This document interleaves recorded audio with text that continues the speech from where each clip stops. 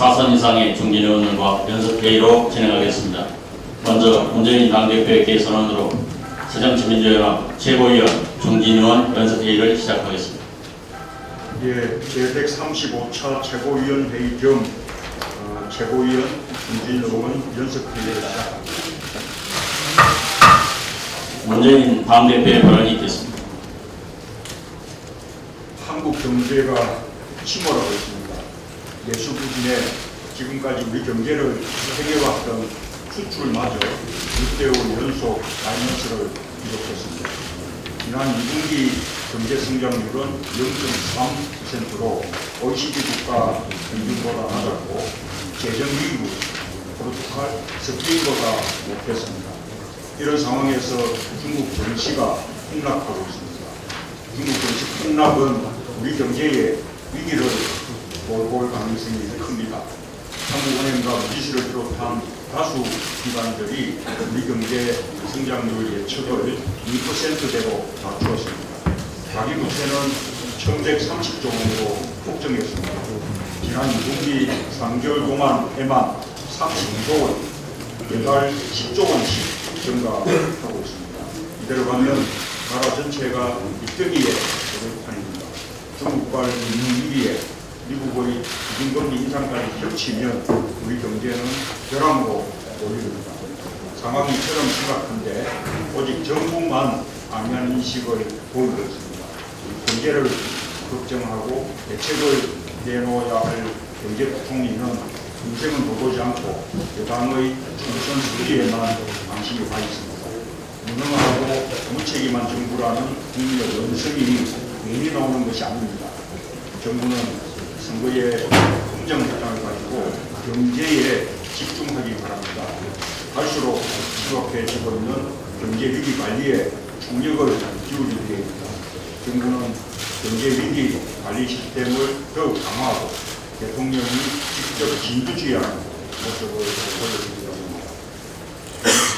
북한 나선 시에 태풍 모리 피해가 대단히 심각하다고 합니다.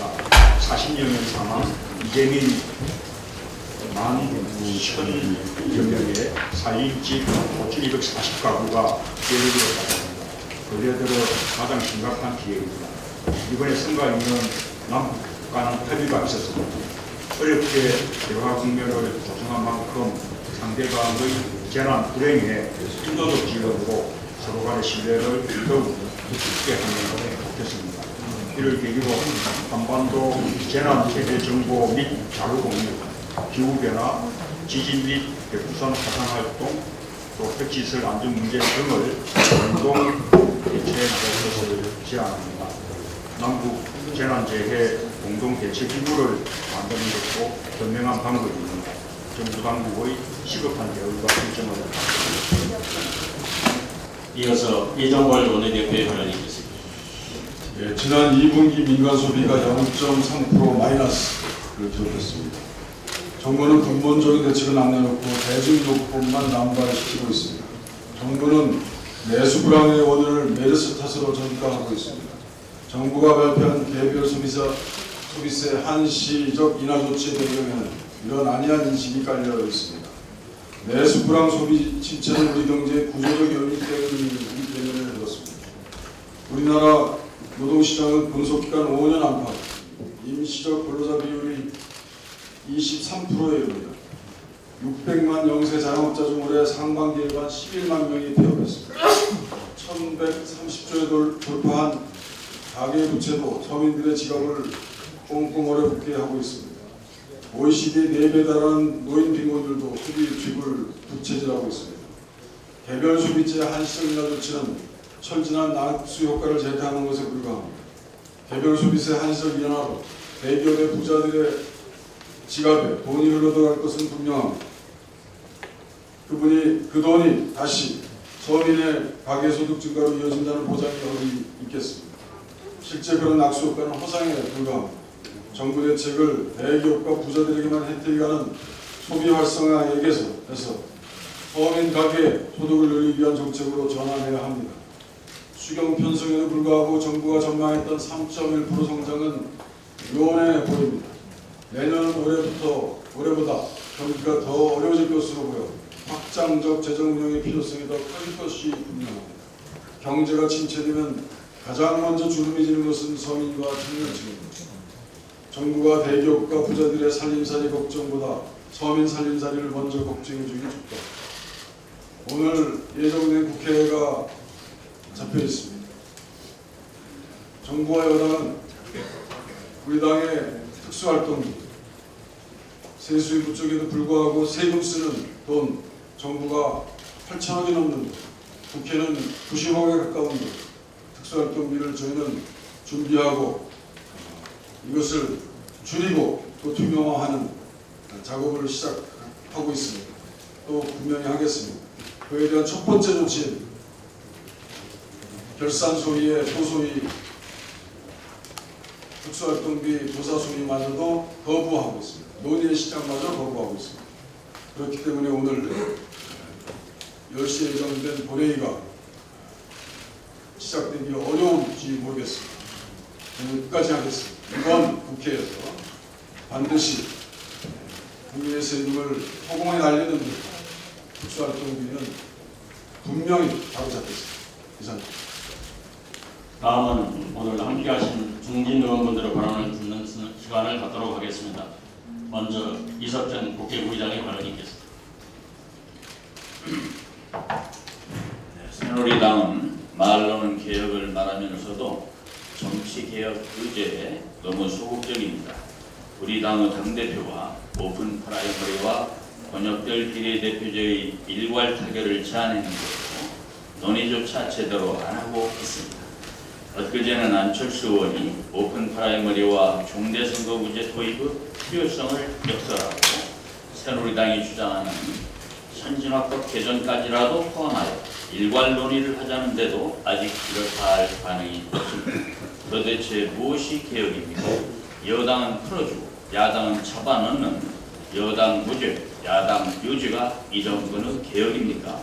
국민에게 공천권을 돌려주는 오픈 프라이머리는 모집 경선의 피해를 막을 수 있다는 한 가지 장점만으로도 채택할 만한 가치가 있는 제도입니다.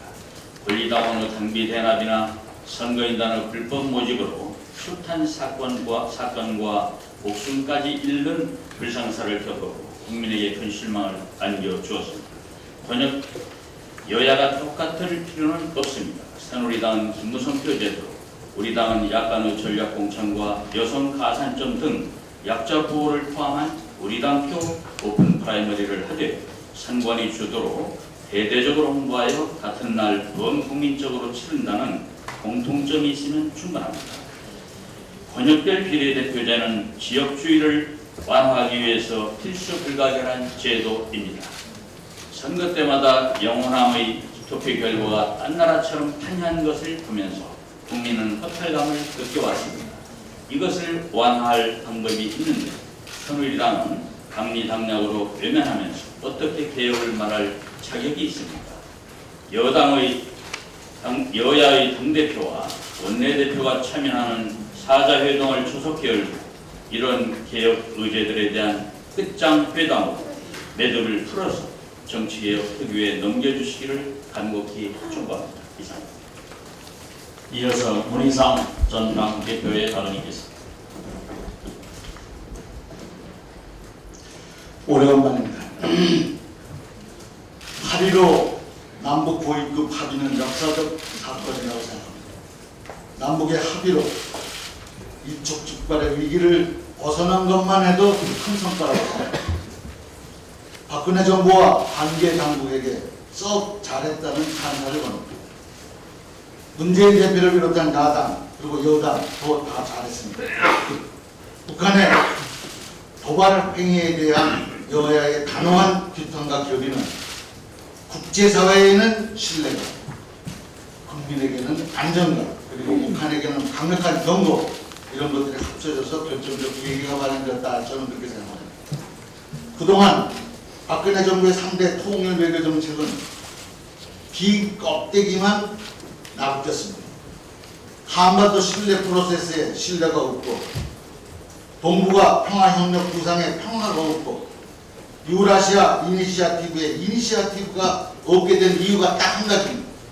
그 모든 것의 핵심인 북한이 지금까지 빠져 있었기 때문입니다. 이제 남북관계의 불구가 터진 이 계기를 잘 활용해야 합니다. 5.24 조치 해제, 금강산 관광 재개 등 차근차근 한 발, 두 발 다가서서 드디어 정상회담 그리고 이산가족 상봉 이런 것들이 이루어져야 된다고 생각합니다. 그래야 지금의 경제 난국도 해결의 실마리가 뚫릴 수 있고 후반기 4대 개혁 등 국정 추동의 원동력도 생길 것입니다. 박근혜 정부 출범 반환점에 따라와 있습니다. 지금까지 국정에 대한 각종 평가는 모든 부분에서 F학점 수준을 넘지 않았습니다. 아직 늦지 않았다고 생각합니다. 초심으로 돌아가면 됩니다. 지금부터라도 소통의 정치, 통합의 정치로 그 길로 나아가기만 한다면 경제민주화, 복지, 한반도 평화를 실현할 수 있을 것입니다. 바로 그것이 시대 정신이고 바로 그것이 박근혜 대통령의 대상 공약이었음을 분명히 말해둡니다. 그렇게만 하면 박근혜 정부도 성공할 수 있고 우리도 그것을 또 바라고 또 바랍니다. 한 말씀만 보태겠습니다. 선거 주무장관인 정경석 장관이 여당 연찬회에서 총선 필승을 외쳤다고 합니다. 대명천지에 어떻게 이런 일이 일어날 수 있습니까? 강적을 가졌던 노무현 대통령께서 17대 총선 때 열린우리당이 잘 됐으면 좋겠다 그 말 한마디로 탄핵까지 당하지 않았습니다. 과연 적시적 중립 의무를 무시하겠다는 것입니다. 이런 장관을 그냥 두고 내년 총선을 치를 수 있겠습니다. 대통령께서는 당장 행자부 장관을 해임하거나 본인 스스로가 물러나거나 그렇지 않다면 탄핵 소출당에 마땅하다고 생각합니다. 이상입니다. 이어서 정석인 전 당대표님의 발언이겠습니다. 우리 주승용 최고위원이 이렇게 와 계시니까 참 좋습니다. 지난 월요일 날 이제 주최부가 오셔서 우리 당을 지지하는 많은 국민 여러분들 또 당원 동지들이 당을 신뢰하게 되고 안심을 하게 되었다고 합니다. 참으로 잘 오셨습니다. 그간에 걱정이 많았죠. 이제 우리 당이 하나가 되어서 총선 승리를 위해서 그리고 정권 교체를 위해서 매진해야 된다고 생각합니다. 옛날에 한 지붕 두 가족이다 뭐 그런 비아냥을 들었던 적이 있습니다. 우리 당이 이제는 그야말로 한 지붕 한 가족이 되어서 절대 이가 빠지는 일이 없이 이렇게 촘촘하게 지도부가 지도력을 잘 발휘해 주실 것을 기대하면서 우리 주승용 최고위원님의 결단에 대해서 진심으로 환영해 가지 않습니다. 총선이 7개월이 앞으로 다가왔습니다. 저는 국회 정개특위가 이렇게 지지부진한 것에 대해서 참으로 통탄해 마지 않습니다. 총선이 7개월 앞으로 다가왔고 12월 15일부터 예비후보 등록이 있기 때문에 예비후보 등록이 100일 앞으로 다가왔는데 그 게임의 룰이 아직도 정해지지 않고 도대체 언제까지 이것을 가져가겠다고 하는 것인지 납득을 할 수가 없습니다. 우리가 지금 가지고 있는 공직선거법의 입법 취지는 원래 전국 선거의 경우 1년 전에 그 룰을 정하도록 이렇게 입법 취지가 그렇게 되어 있습니다. 물론 이것이 강제 규정은 아니고 훈시 규정이긴 합니다만은 이런 식으로 그것을 무시하고 선거에 임박할 때까지 게임의 룰을 정하지 않는 것은 국회 직무유기, 특히 제1야당과 여당의 직무유기라고 저는 생각을 합니다. 빨리 막후 협상 라인을 동원하든 아니면 싸움이라도 하든 이 문제를 정리하고 넘어가야 된다 이렇게 생각합니다. 옛날에 쭉 이렇게 지금 한번 지내보시면 지금 한 10년 전에 지방선거를 하기 위해서 1년 전에 선거 게임의 룰이 정해진 것 말고는 한 번도 제대한 적이 없습니다. 심지어는 4월 선거인데 2월 국회에 가가지고 선거법을 정한 경우도 있어서 국회가 참으로 좋지 않은 그런 문화를 가지고 있는데 이것도 고쳐야 된다고 생각합니다. 얼마나 많은 정치 지망생들이 총선 준비를 하고 있습니까? 그들이 아무것도 모르고 룰을 모르고 준비를 하고 있습니까? 기득권자인 현역들에게만 유리한 이런 상황을 끌고 가는 것은 결코 이건 선이 아니다 이렇게 저는 생각합니다.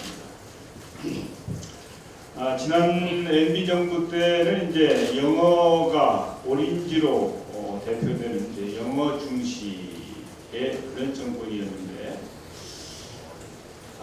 지금은 우리 박근혜 정부 들어와서는 이제 국어가 중시되는 시대를 맞은 것 같아요. 국어 중시야 저는 뭐 적극 환영할 일입니다만, 우리 현재 정부 여당은 우리 국민들의 국어 실력이 믿었지 못했던지 한 문장 한 문장 친절하게 해설까지 해주고 있습니다. 남북 합의문에 나오는 북측의 유관평양에는 주어가 있다 이렇게 얘기를 하고, 선거를 총괄하는 정부 부처 장관이 여당 연찬회에서 총선 필승을 외쳤는데 여기는 주어가 없다고 얘기를 합니다. 하지만 국민은 바보가 아닙니다. 지금 우리가 직면해 있는 냉엄한 현실이 우리말 겨루기 퀴즈를 풀고 있을 만큼 한가한 상황인지 정부 여당에게 묻고 싶습니다. 박근혜 정부가 진짜 국어 실력이 있다면 주어를 찾기 전에 개념부터 찾아라 라고 하는 국민의 말씀이 무슨 뜻인지 새겨듣기를 권고합니다. 이상입니다. 이어서 이미경 의원의 발언이 있겠습니다. 박병석 전 국회부의장님의 발언이 있겠습니다. 예, 새누리당은 관권 선거라는 추악한 구판을 당장 걷어들일 것을 촉구합니다. 공명선거를 하겠다는 겁니까? 아니면 주무장관이 관권 선거를 하시겠다는 겁니까? 선거 사범을 단속해야 될 주무장관이 경찰들에게 무슨 메시지를 주는 겁니까? 국민을 위해서 봉사하는 것이 아니라 새누리당을 위해서 봉사하려거든 장관 자리를 즉각 사퇴하고 새누리당에 입당하십시오. 대통령은 행자부 장관에 대한 즉각적인 해임 조치를 취하십시오. 그렇지 않다면 우리 당은 모든 야권과 연대하여 국무위원 해임 건의안을 내야 할 것입니다. 거품 경제를 일으켜서 총선의 승리를 가져오겠다는, 경제를 망쳐서라도 선거를 이기겠다는 발상은 어디에서 나온 발상입니까?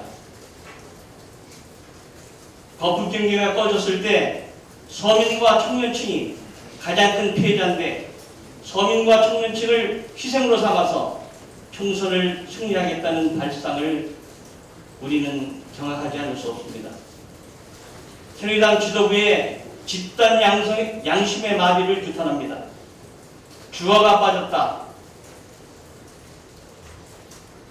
노무현 대통령의 탄핵과 비교할 때 마비된 새누리당의 집단 양심에 대하여 국민들은 규탄해 주실 것을 기대합니다. 우리 당에 대해서도 한 말씀 드리겠습니다. SNS에 올라왔던 부대변인에 대해서 앞으로는 절대 그런 일이 없어야 되겠지만 즉각적 조치를 앞으로는 해주실 것으로 기대합니다. 이상입니다. 이어서 신기남 전 당대표의 발언이 있겠습니다. 오늘 저희를 중심위원이라는 이름으로 이렇게 불러주셔서 감사합니다. 서로 소통하는 그런 좋은 기회가 될 거라고 생각합니다. 네, 저희뿐이 아니라 앞으로 당 원로들 계시잖아요. 그 원로들 그분들도 한번 좀 모셨으면 좋겠어요. 이런 자리에. 더 면면이 화려하고 또 그분들도 좋은 지혜를 얻는 그런 기회가 되지 않겠는가. 그런 자리에 마련해 주셔서 부탁합니다. 오늘 자리가 꽉 찼어요. 양 대표님 계시고 주부도 다 오시고 특히 제 해군 장교 동기생인 주승용 최고위원님 어셨네요. 고맙습니다. 제가 평소에 강국회 부탁했잖아요. 해서 좀 당국 봐주십사 이러고 와주셔서 감사합니다. 앞으로 저희 당이 단결해서 오직 총선 승리 그리고 대선 승리를 위해서 그리고 매진에 가는 계기가 되길 바랍니다. 국민의 기대 눈높이에 맞추어서 혁신의 길 잘 수행해 나가는 계기가 되길 바랍니다. 감사합니다. 이어서 김성권 중앙위원회 의장의 발언이겠습니다. 네, 유일한 호남 사선위원입니다. 제가 최근 호남 지역을 다니다 보면은 얼마 전까지 좀 거세게 보였던 분당 또 신당 이런 논의들이 좀 많이 잦아들어서 상당히 다행이라고 생각합니다. 우리 지도부와 또 혁신이 그리고 모든 당원들이 함께 노력하는 결과라고 생각하고 감사를 드립니다. 다음 달에 우리 민주당 60주년 기념식이 예정돼 있습니다.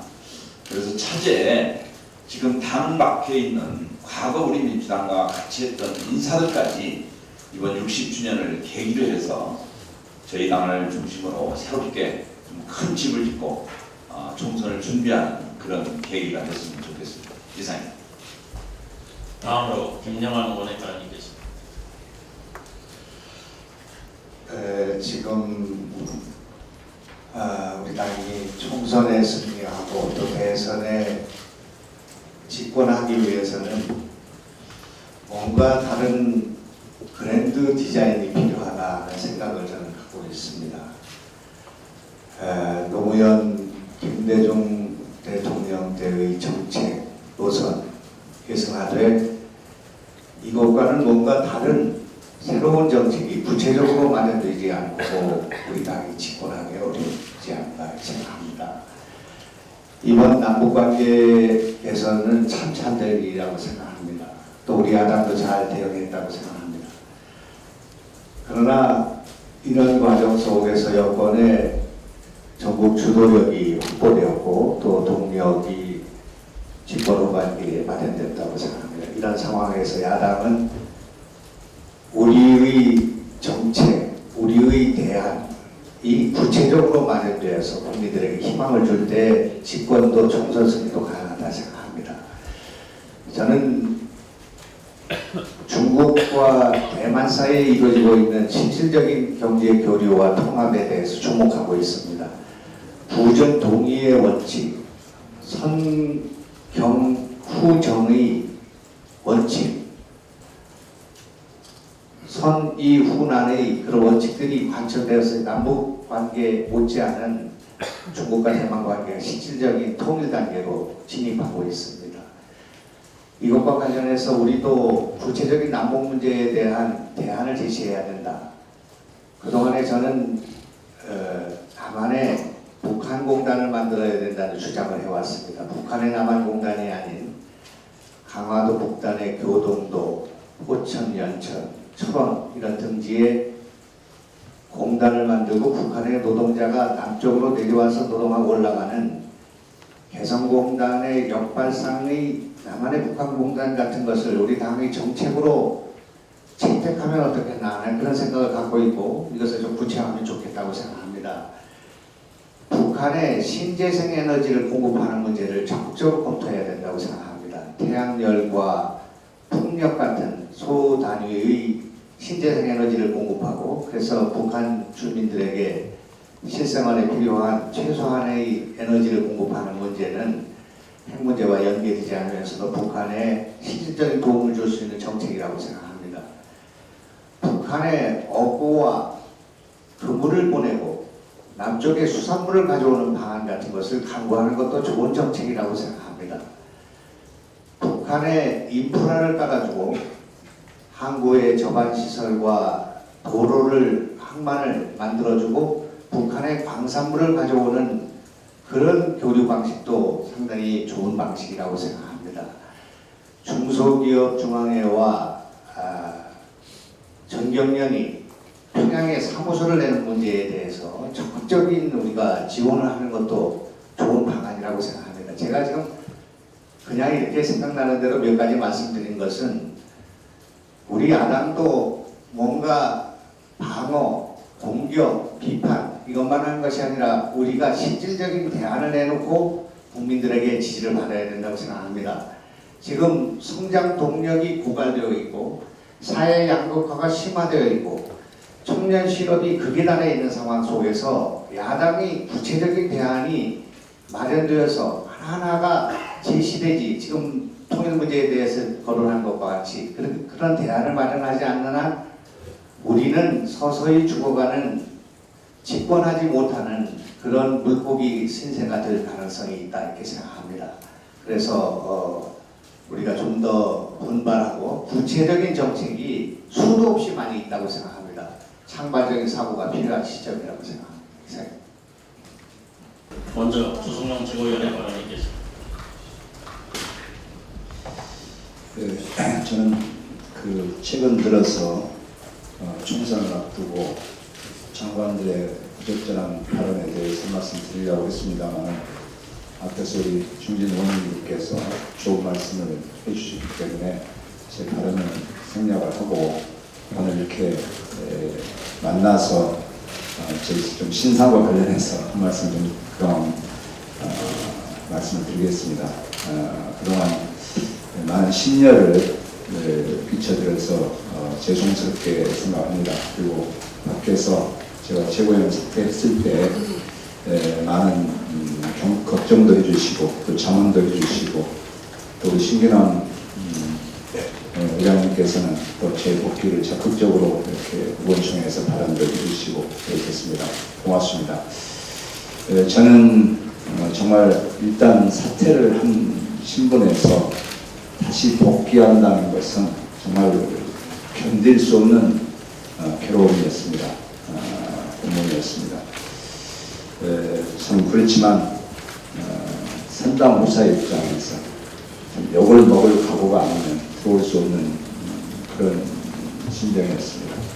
문재인 대표를 비롯해서 김상범 핵심위원장 그리고 많은 3대 동료 의원님들께서 무조건적인 복귀를 요청해 주셨고 특히 제 지역구인 전남의 국회의원들 10분이 전원이 무조건 복귀해야 된다 말씀에 그 지역구 주민들의 여론도 그런 게 있어서 정말 기호지세의 그런 자세로 복귀를 했습니다.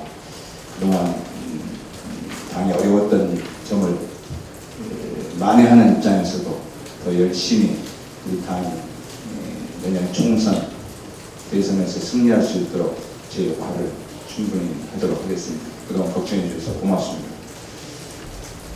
이어서 전병원 최고위원의 발언이 있겠습니다. 예, 조승용 최고를 자리를 비웠기 때문에 처음 만났습니다만 다시 한번 복귀를 한 것에 대해서 환영하고 감사하게 생각합니다.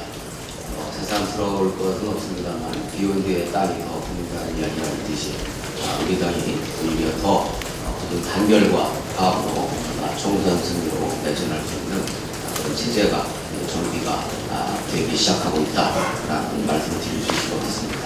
우리 김성건 선배님께서 말씀하신 것처럼 민주창당 60년 기념 사업을 계기로 해서 우리가 자랑스럽게 지켜오고 싸워왔던 민주, 민생, 통일의 가치에 대해서 다시 한번 되돌아보고 그리고 우리가 그 자산을 계기로 해서 발전적으로 나아갈 수 있는 길을 함께 과학과 단결의 에너지를 모아서 도약하는 중요한 계기로 만들겠다는 다시 또 중진회의 연습회 자리에서 선배님들께 각오를 말씀을 드립니다.